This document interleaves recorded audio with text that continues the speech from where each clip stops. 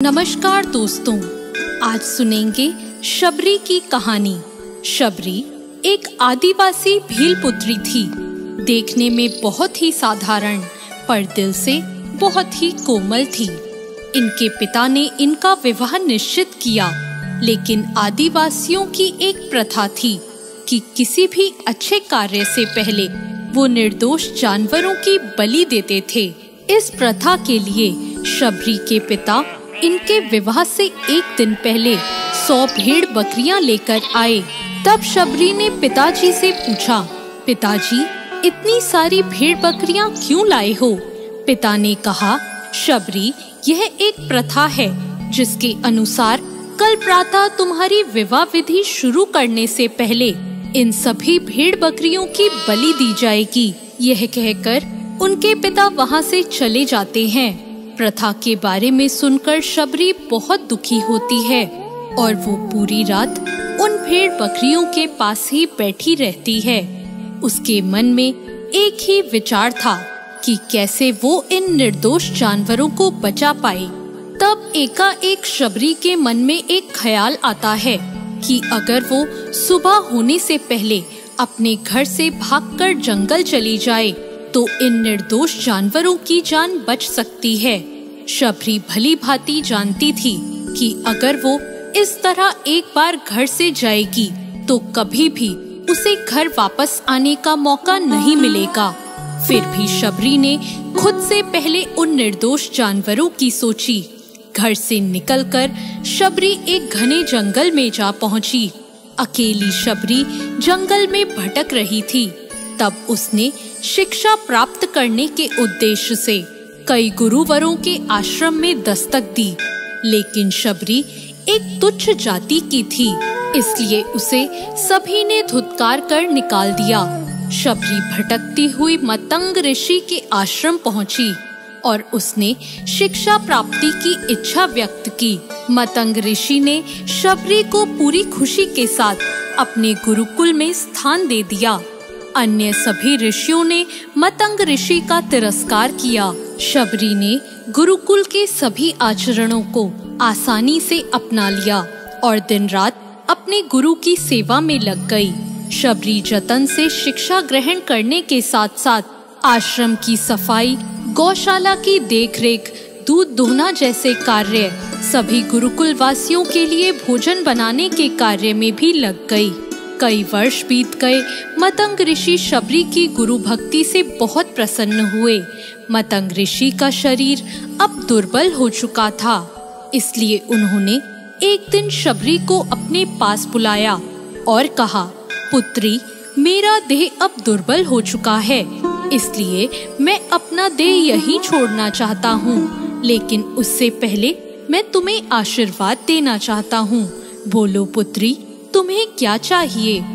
आंखों में आंसू भरकर शबरी मतंग ऋषि से कहती है, हे गुरुवर, आप ही मेरे पिता हैं। मैं आपके कारण ही अभी तक जीवित हूँ। आप मुझे अपने साथ ले चले। तब मतंग ऋषि ने कहा, नहीं पुत्री, मेरे बाद तुम्हें इस आश्रम का ध्यान रखना है। तुम जैसी गुरुपरायण शिष्या को उसके कर्मों का उचित फल मिलेगा।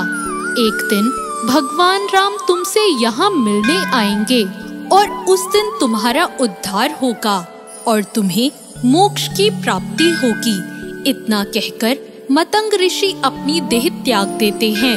उसी दिन से शबरी हर रोज उठकर बाग जाती, ढेर सारे फल इकट्ठा करती, सुंदर फूलों से आश्रम सजाती, क्योंकि उसे भगवान राम के आने का कोई निश्चित दिन नहीं पता था।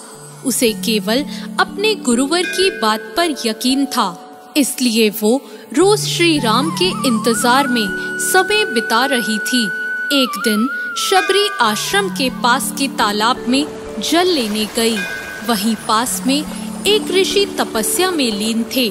जब उन्होंने शबरी को जल लेते देखा तो उसे अछूत कहकर उस पर एक पत्थर फेंक कर मारा और उसकी चोट से बहते रक्त की एक बूंद से ही सारे तालाब का पानी रक्त में बदल गया। यह देखकर वह संत शबरी को बुरा भला कहकर पापी पापी कहकर चिल्लाने लगे। शबरी रोती हुई अपने आश्रम में चली गई और उसके जाने के बाद ऋषि फिर से तप करने लगे। उन्होंने बहुत से जतन किए, उसमें गंगा यमुना सभी पवित्र नदियों का जल डाला गया, लेकिन वो रक्त जल में नहीं बदला। कई वर्षों बाद जब भगवान राम सीता की खोज में वहां आए, तब वहां के लोगों ने भगवान राम को बुलाया और आग्रह किया कि वे अपने चरणों के स्पर्श से इस रक्त को पुनः जल में बदल दें।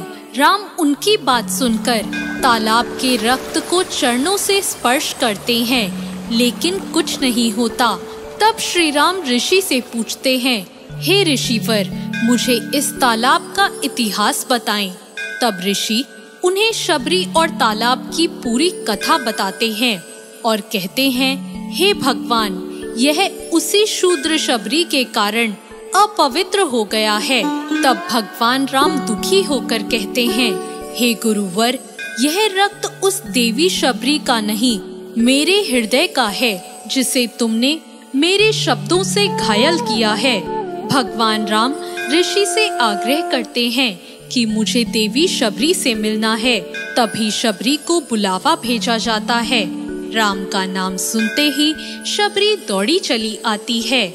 राम, मेरे प्रभु कहती हुई जब वो तालाब के पास पहुंचती है, तब उसके पैरों की धूल उस तालाब में चली जाती है और तालाब का सारा रक्त फिर से जल में बदल जाता है। तब भगवान राम कहते हैं, देखिए गुरुवर, आपके कहने पर मैंने सब किया, लेकिन यह रक्त भक्त शबरी के पैरों की धूल से ही जल में बदल गया। शबरी जैसे ही भगवान राम को देखती है, उनके चरणों को पकड़ लेती है और अपने साथ अपने आश्रम में लाती है। उस दिन भी शबरी रोज की तरह अपना आश्रम फूलों से सजाती है और बाग से चक चक कर सबसे मीठे बेर अपने प्रभु श्री राम के लिए चुनती है। वो पूरे उत्साह के साथ अपने प्रभु राम का स्वागत करती है और बड़े प्रेम से उन्हें अपने झूठे बेर परोसती है। भगवान राम भी बड़े प्रेम से उसे खाने के लिए उठते हैं। तब उनके साथ गए लक्ष्मण उन्हें रोककर कहते हैं, भ्राता, ये बेर झूठे हैं। तब राम कहते हैं, लक्ष्मण, ये बेर झूठे नहीं, सबसे मीठे हैं, क्योंकि इनमें प्रेम है। और प्रभु श्री राम बहुत ही प्रेम से उन बेरों को खाते हैं। मतंग ऋषि का कथन सत्य होता है और देवी शबरी को मोक्ष की प्राप्ति होती है। इस तरह भगवान राम शबरी के राम कहलाए। तो दोस्तों, कैसी लगी आपको आज की ये कहानी?